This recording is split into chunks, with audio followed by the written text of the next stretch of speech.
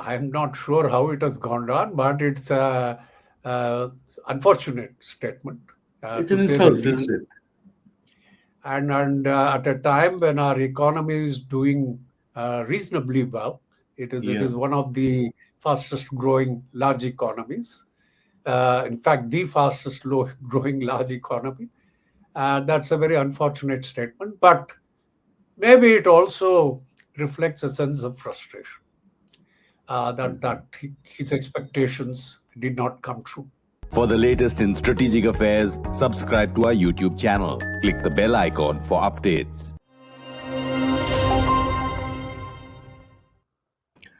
Welcome to the Gist on Strat News Global. I'm Surya Gangadharan.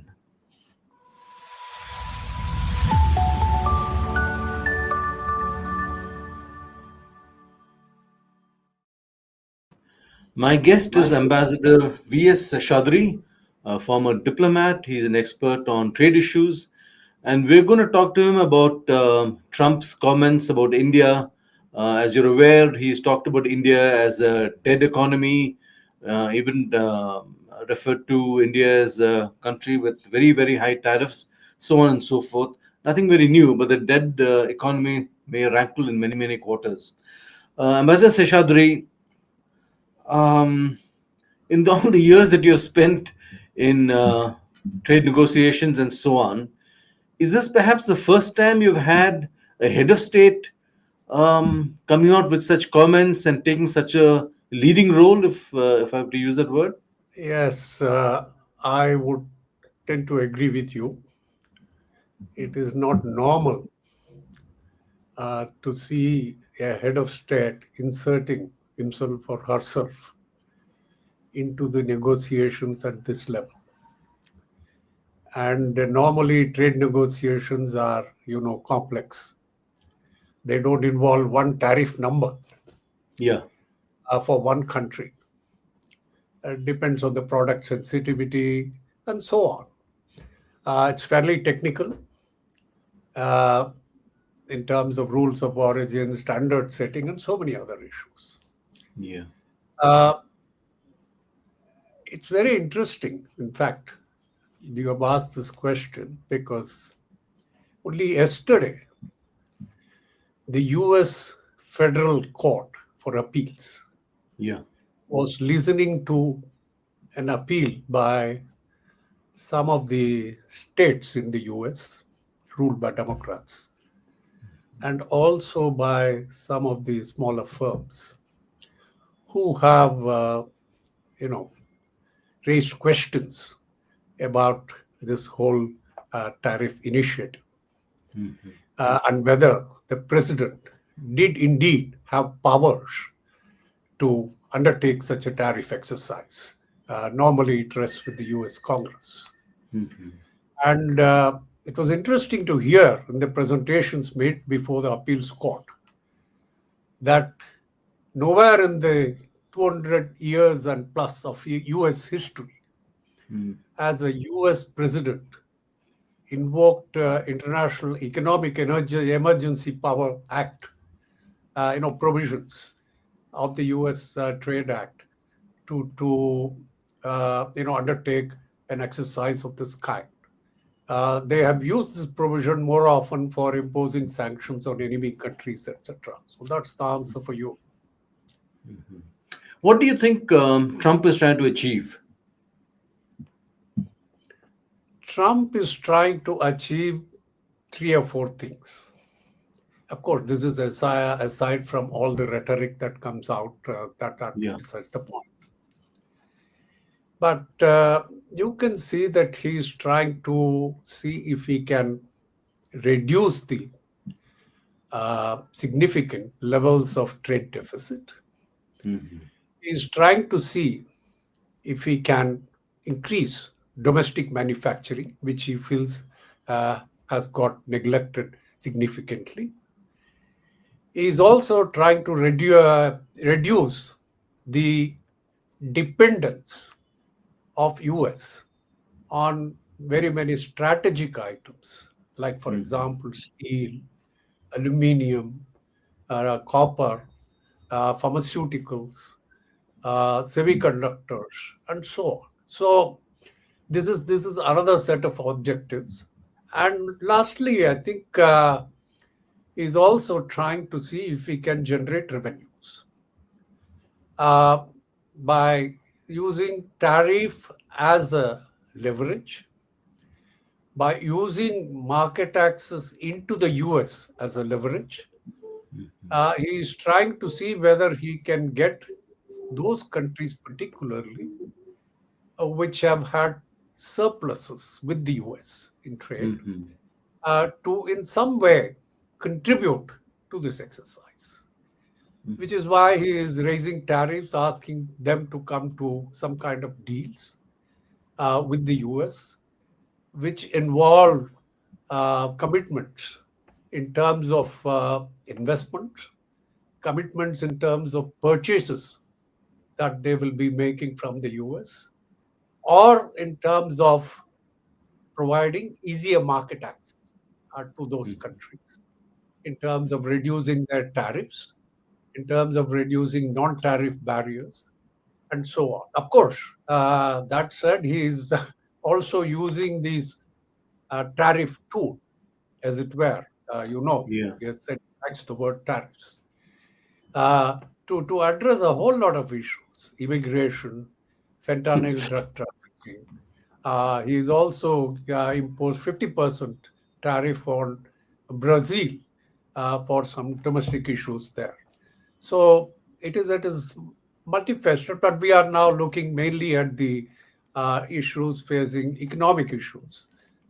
So I think these are broadly what he's trying to achieve. Of course, there are questions raised by many whether Yeah. all these set of objectives uh, fit together well and will he succeed. We don't know, We don't know. but there. Um, you mentioned he is seeking commitments from various countries about investing in the US and so on. Is he looking for something similar from India? And does the fact that India has a very small surplus in its trade with the US, that doesn't bother him, is it? No, I think he doesn't have a uniform template for all countries. That is what I understand from the trade deals that so far he has made with several countries. There are about six or seven with whom he has made trade deals. Yeah. If you look at them, you will get a picture. Like, for example, EU, Japan, or Korea.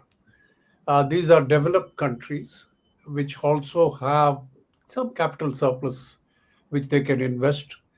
Yeah. So he is getting them to make commitments on making investments in the US, substantial level. Similarly, he is also getting and mainly in manufacturing and so on. And he is going to select those sectors as per the fact sheet that has been put out. Likewise, he is getting them to make significant purchases of energy and other products from the US. So that is and agricultural products, etc. So that is yet another aspect. Not so much on the tariff or non-tariff front, as I could see. In fact, you would have noticed that European Union refused to make any regulatory changes as Yeah. far as this deal is concerned, because they think that is their sacrosanct, uh, you know, uh, area of which shouldn't come into the deal.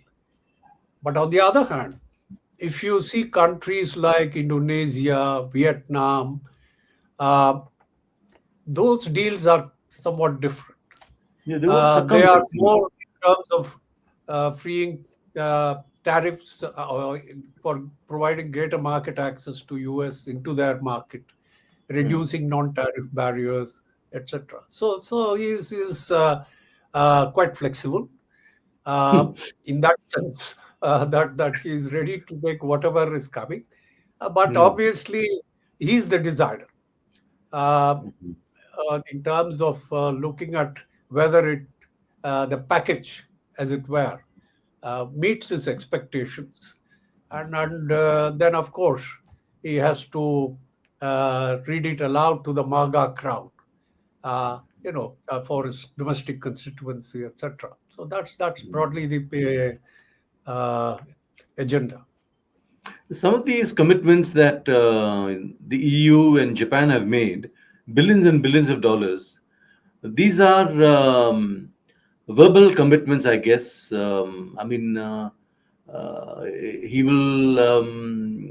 There is no guarantee these are going to be invested. Actually, A very good question. Uh, One doesn't know. In fact, if you recall, not long ago, you also visited some Gulf countries. yeah, And there again, he got huge commitments of investments yeah, from those Gulf states. And now we see, and these are in terms of hundreds of billions of dollars of investments, like Japan itself, $550 billion, and so on. So if you add it all up, you wonder whether America would be within a reasonable period of time able to absorb all this in terms of setting up manufacturing industries. And at the time when they are also having a totally different approach towards immigration, yeah, whether there will be workers, whether there will be skilled people, uh, and can the country absorb all this? Because there is an absorptive capacity also, however developed a country may be. So those questions are very much there. But these countries have realized that that could be a good way of getting the more immediate problem of tariffs reduced for their exports to continued exports to America. So I think that may have been the reason why they have done what they have done. But that having been said, I have to also add, for example, it has come out in the press that during the last Sunday meeting between the EU president, uh, Ursula von der Leyen, and President Trump, and the meetings that preceded that summit meeting, detailed questions were asked by President Trump on each of those investments on which commitments had been made. So he does he's a businessman, yeah. So in that sense, he may be having good idea whether something is feasible or not, whether So those are there. But that said, this question still remains whether all this will fructify in the next 2, 3, 4 years. What is the time frame and so on. The you mentioned this appeals, the uh, court case going on with respect to his powers to move on tariffs and so on. In case the case goes against him, then what happens? Uh, my understanding is that if he loses the case, that is, the administration loses the case, then they will appeal to the Supreme Court. Okay. So that process will take a while, and that remains to be seen. That's an open question. Yeah. We do not know what will happen, but there it is. Does Trump's personal involvement in these negotiations, does it complicate the process? Does it make things faster?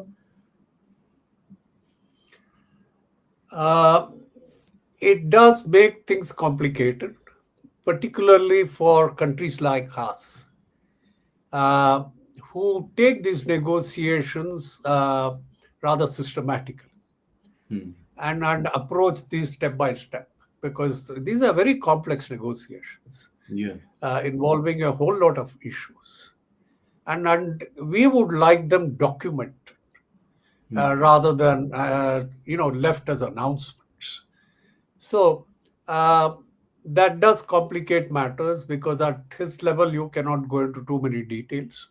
Yeah. And if there is a keen desire to make an announcement as quickly as possible, then this undermines this process.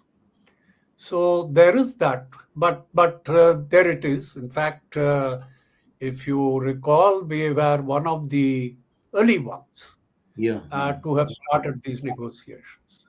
Even before the reciprocal tariffs were announced on April 2, uh, February 13th, our Prime Minister and President Trump had a summit meeting, and the joint declaration very clearly laid out that the bilateral trade agreement, the two sides will negotiate, etc.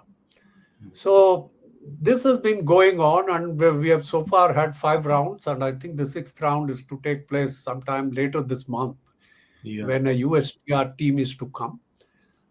So that is the way we like it to proceed. Of course, each side gets the guidance from its leaders, but if the leader puts across narratives during the process, and that narrative can uh,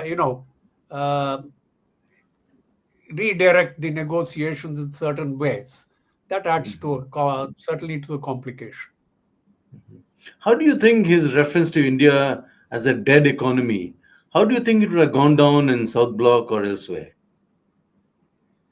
I'm not sure how it has gone down, but it's a unfortunate statement, It's to an say the insult, isn't least. it?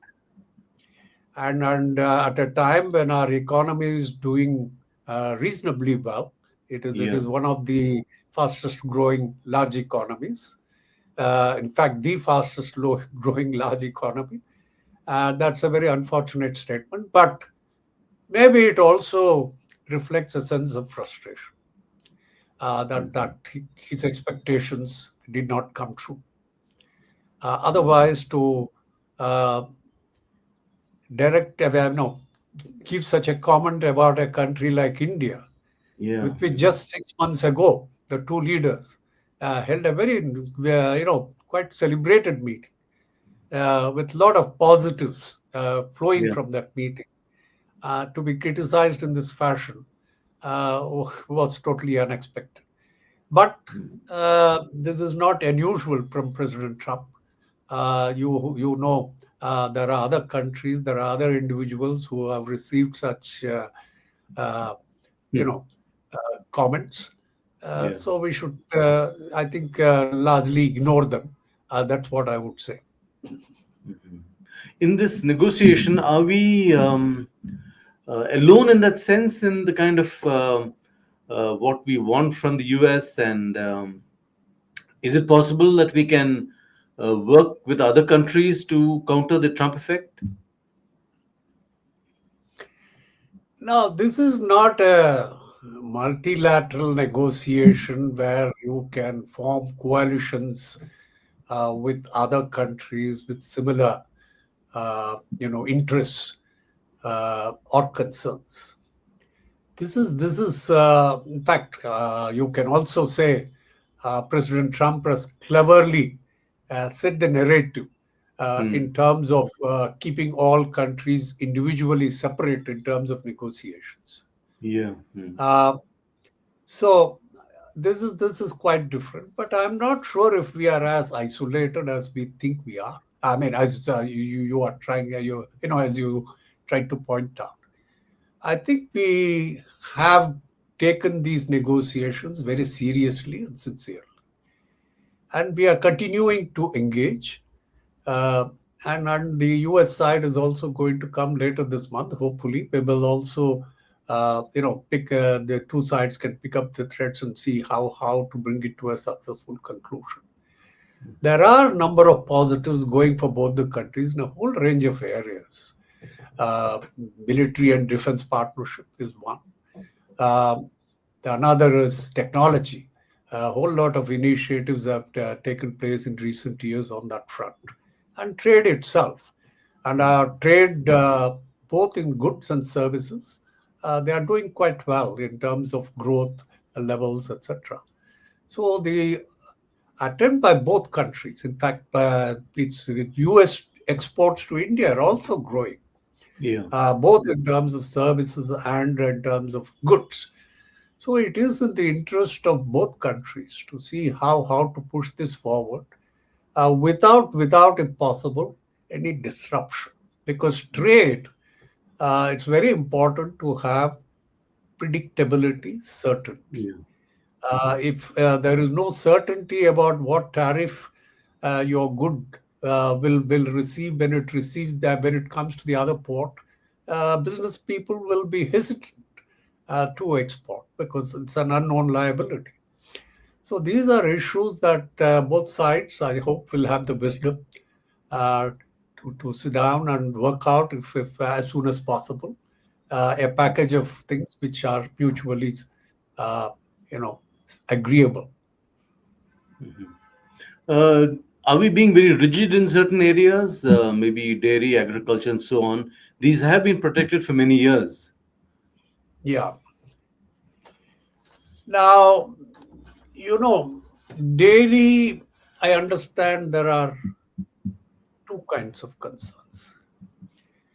One is there is a concern about the cattle feed, certain animal products entering into the cattle feed into the US. That is a concern, and that is something that on which we are looking. I understand for certifications from those dairies or units which do not have that kind of uh, practices. So that I would think is important. Secondly, is a question of how imports of dairy products into the country, because you are aware that this is a sector where there are a lot of small scale Yeah. farmers uh, who have perhaps two cows or three cows. They sell the excess milk uh, to the local dairy, etc. So their incomes um, uh, and the risk that there are to imports coming at lower prices and depressing prices of the milk products is a concern. In fact, I saw one report by SBI which points out that if there are such imports of milk products, the price depression could go up to 15% or so, and it could result in a loss of about a lakh crore or so. Uh, that is an issue that also we have to look at. But having said that, I would also think that this is an area this requires some creative thinking, Mhm. because frankly, US does not have many areas on which they can export agricultural products to India. Yeah. You have to think of giving satisfaction to them on a few areas, but certainly not in areas where we have sensitivity. So you have to look at, even in dairy, whether there are certain products where that can be permitted, with of course due concern for the certification that I earlier mentioned. Uh, One way by which certain thing can be worked out is to give a limited access. In trade, we call it tariff rate quota. Mhm. Give them, let's say, some 100,000 kgs or tons or liters, whatever, uh, a limited quota, so that they get the satisfaction of some access into the country. Mhm. But you do not allow that product to be sold freely straight away. Mhm. Let Amul or Mother Dairy or some other agency import that and sell that dairy product domestically at the local price, not at the Mhm. reduced price that the international one gets, but at the local price. So there is a limited import which gives the exporting country some satisfaction. Satisfaction. Yeah. But you use it in a manner that you don't depress domestic prices. Mhm. And that particular agency which does this importation will benefit from the difference in price. Mhm. Now use that fund for reform of the dairy sector. So this is one way by which you can use this as an opportunity for reform. This is and at the same time give some limited satisfaction to the exporting country. So these are creative ways in which one could look at those possibilities. Uh, but I'm not in the negotiating room, so I should know what is being discussed. But this is one way out, I would think. There's been talk that an interim deal is something that we would prefer, but the Americans want complete the whole package as of now. Is that how this goes? Again, I have to say I am not in the negotiating room, so I do not know really what the US demands or wants are. But judging by the way they have gone about the deals with different countries, it does look like their preference is for such packages to be announced at this stage when they are looking to announce these new tariff rates to come into force from August 1. They have set their date. Uh, uh, so they are interested, and these deals are going to be memorialized subsequently. It is not that they are just announcements or broad frameworks. Uh, Now, are we prepared for that kind of an announcement? It's a good question. We have to be careful because sometimes there is a difference of opinion now already between what the announcement about Japan was, where Yeah. 90% of the profits from those investments will accrue to the United States, whereas Japan is saying something different. Yeah. So these are nuances which will definitely creep in terms of differences in interpretation if you do not have documentation. So there are those possibilities which we should try to avoid. But that having been said, if this is what US is very keen on, I would still think that if we can come up with a package uh, which is mutually agreeable. Like for example, even in the uh, joint statement that was released on February 13th after the U.S. India summit. Yeah. Uh, there were references to Indian investments so far in the US. And these were by companies in the aluminum sector, companies in the pharma sector, companies in the steel sector. And they came to some 7.5 billion or so. Likewise, there were also certain, uh, you know, there was certain mention made about possible purchases by India of energy and other items. Yeah. So, and many of these purchases are in the pipeline, aircrafts or other things. Yeah. So, what these other countries have done is to put them all together, pool them, because they haven't got imported yet into those into America. They're not exported yet from America. So they have put all those deals, in the form of the deal and given a whole number. If this is what is desired by the US side, perhaps we can also attempt the same if that's going to satisfy them. There are also certain areas where we could look at new possibilities. Like for example, I'll give you another agriculture product, cotton.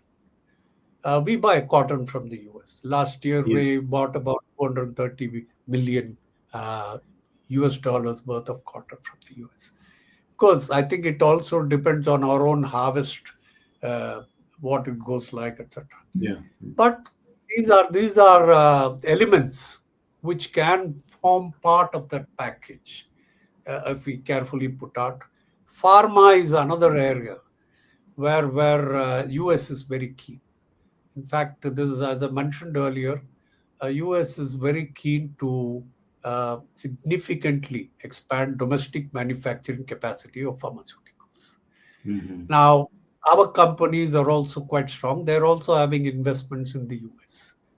And this is an area where we also have an interest in terms of supply chains, etc.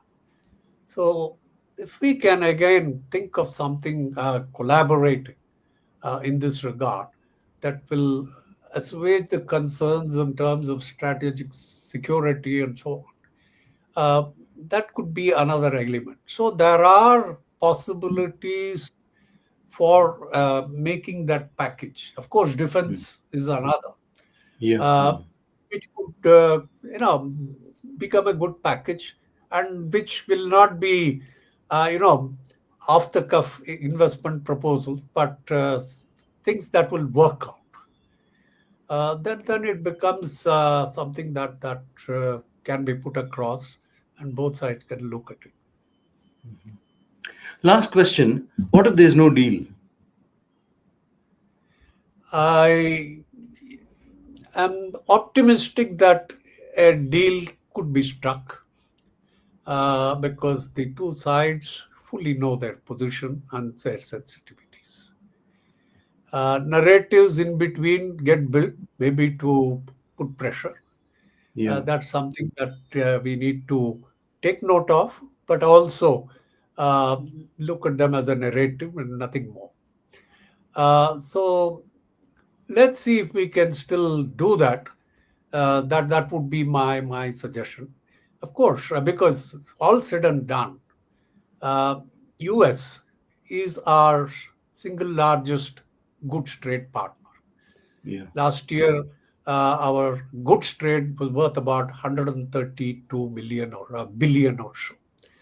Likewise, it is our largest services trade partner. Yeah. Again, last year, uh, both besides imports and export worked out to around 70 billion or so. These are substantial numbers. And it's very, very important to see how this can grow further rather than there be disruptions. So, from our side, as I think there is also a lot of interest from the US side, US businesses, etc., in the Indian market. And all said and done, today, if there is some futuristic market as big, it is India. Yeah. And that's not lost upon US businesses. So we have to put this all together and see where we can go. And one other thing I must mention here, and this is something we need to convey to the US side if they are not already aware. In some ways, US and India are in a very similar situation. Hmm. Why do I say that?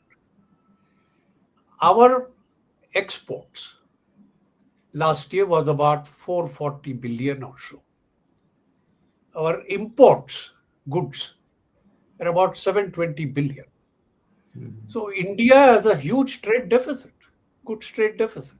Yeah. And our exports finance only about 61% of our imports. For imports. Yeah. US is in a very similar situation. US exports finances only 63% of its imports. So you can see why while the US is taking action, India is also taking action in terms of increasing domestic manufacturing through PLI schemes and all the rest. Yeah. And therefore, there should be mutual understanding between the two Yeah. countries rather Yeah. than accusing each other of being a tariff king and so on. In fact, Yeah. today, I think US can well take the claim of being a tariff king. So I would say this is very, very important for the two countries, their uh, senior people to recognize this and see if we can work together rather than having these narratives which are disruptive. On that note, Maz Seshadri, thank you. Let's hope wisdom prevails, wisdom and restraint prevails in DC. and looking forward to where this goes. We should have more later this month. Thank you very much. Thank you. That's all we have in this broadcast. Do subscribe to our YouTube channel, follow us on social media. Thank you very much.